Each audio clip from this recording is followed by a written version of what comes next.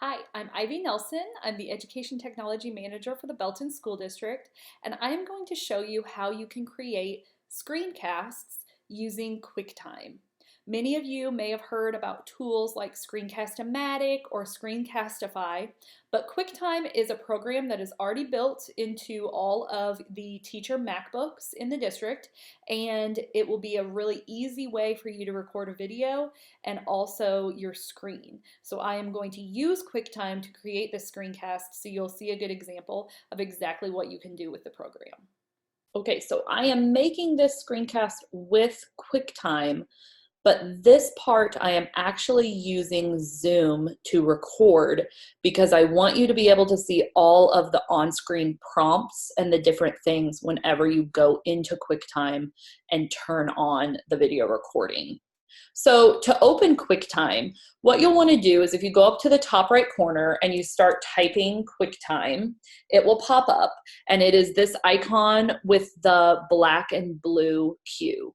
Another way to find a program on your iPad or on your MacBook, is to hit Launchpad, or you can go to the Finder app and search through your applications. And QuickTime again is here. It's the little black and blue Q icon. So when I'm going to double click QuickTime to open, you might think, wait a minute, nothing happened because my desktop looks like it normally does. No window pops up, no program pops open. It's pretty simple when it first starts. If you look up in the top right or left corner though, up by your Apple in the top left corner, you'll see it says QuickTime Player. And then underneath File, you have three options, which is what you'll use to record. A new movie recording, which will record through your camera, and that is what I used at the beginning of this screencast when you could see my face talking. A new audio recording, which will only record sound, and then a new screen recording, which is how you will record your screen of your laptop. So I'm going to click on a new screen recording, and then that is when you get a little box that pops up. And you can hit this drop down for some microphone input options, and then this option is to show mouse clicks whenever you record. So that's a cool feature of QuickTime, and that actually whenever I click inside a screen recording, it will put a black circle around my mouse just to help draw your eye to that place. And I feel like that's a really cool feature that helps people focus whenever you're doing a screencast and recording something on your computer screen. Another cool feature of doing the screen recording is that you can actually record from your iPad or your iPhone if you just plug it in with the USB cable. And so you'll put one end into your iPhone or your iPad and plug the USB end into your MacBook.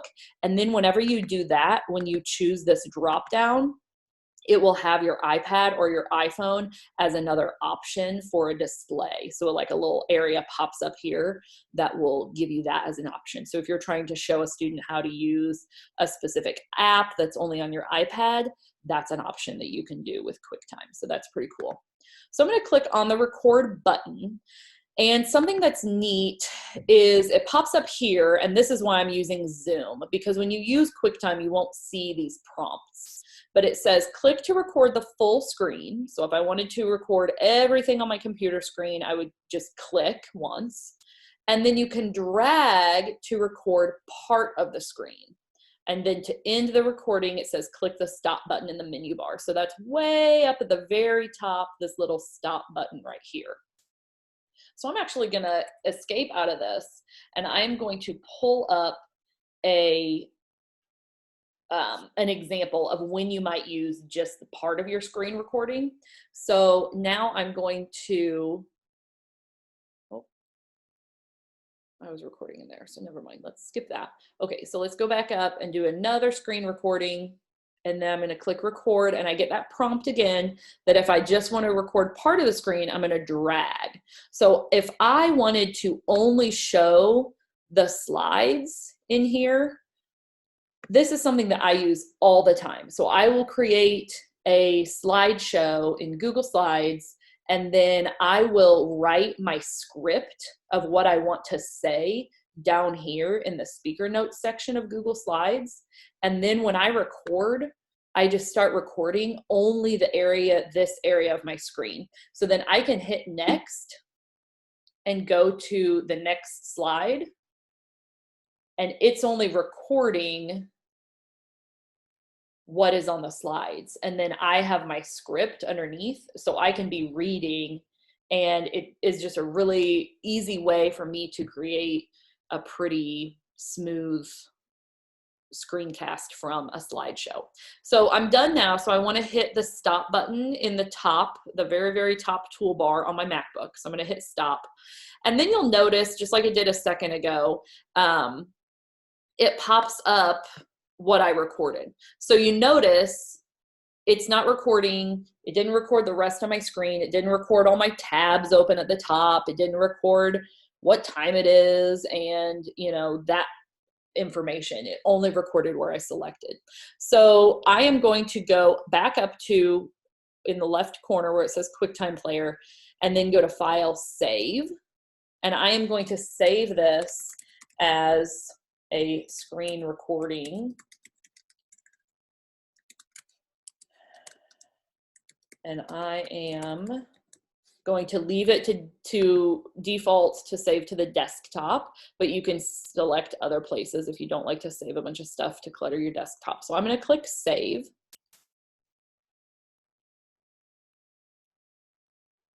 And then I think now I'm ready to get off Zoom and ready to show you the rest of what you can do in QuickTime by using QuickTime.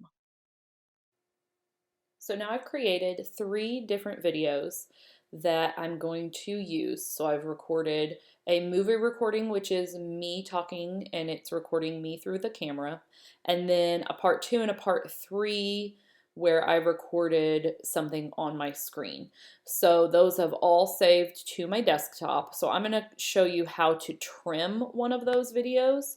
So it's gonna pull up here, and it's kind of funny. It's kind of like messing with my head because it looks like my desktop, but just a smaller version. So it's kind of funny to see it like that. But to trim a video in QuickTime, you're going to go to Edit and then Trim. And so when you click on Trim, it pops up with this yellow little frame around, and you simply can drag from the beginning to the end. And so you can trim off any of the dead time of your video at the beginning, or if you forget to click the button at the end, or whatever you want to do. So then whenever you adjust it and you shave some time off the beginning or the end, then you can click trim, and it takes that little bit off the beginning or the end. There's another feature too. If you go to Edit, you can split the clip. So I'm going to select this, and then I'm going to go to when I am actually, I think you have to be in Trim, and then I'm going to go and I'm going to, no, it's not letting me do it. It's not letting me split the clip, but you have that option whenever something is selected. And then what I'm going to do here though is I'm going to add a clip to the end.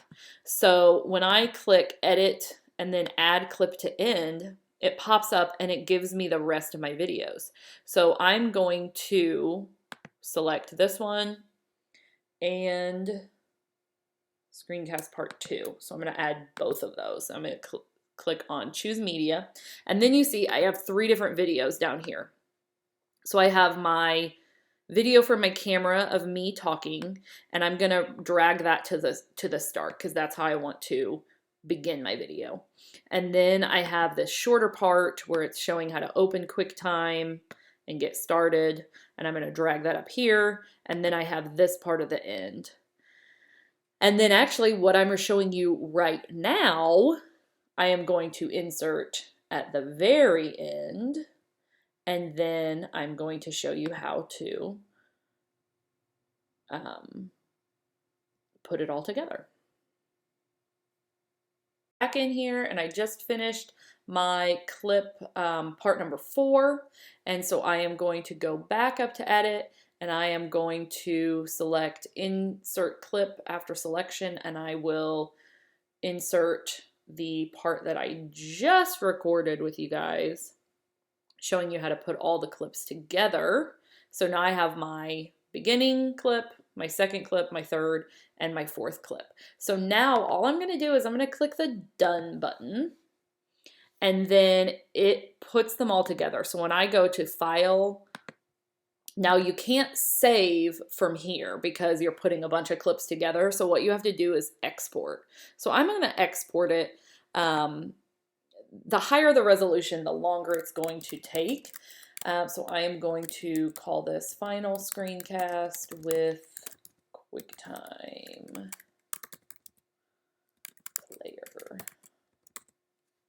And it is going to save it to my desktop. Now, depending on how big your file is, this is telling me about 7 minutes, and my video is probably about that length. So, you know, you can choose a lower resolution and probably save yourself quite a bit of time. But once it gets exported, it's gonna save to your desktop just like everything else did. So I'm gonna wait for this to export and upload it, and that's what you guys are gonna be watching soon. So good luck with using QuickTime to create screencasts. I wish you well, and let me know what successes you have.